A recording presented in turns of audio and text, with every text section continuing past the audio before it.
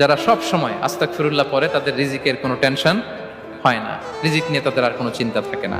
আল্লাহ নবী নূহ আলাইহিস সালাম যিনি ওনার জাতিগোষ্ঠীকে বলেছিলেন ফাকুল তুস্তাগফিরু রাব্বাকুম ইন্নাহু কানা গাফফারা, তোমরা বেশি বেশি ইস্তেগফার করো, তিনি ক্ষমাশীল।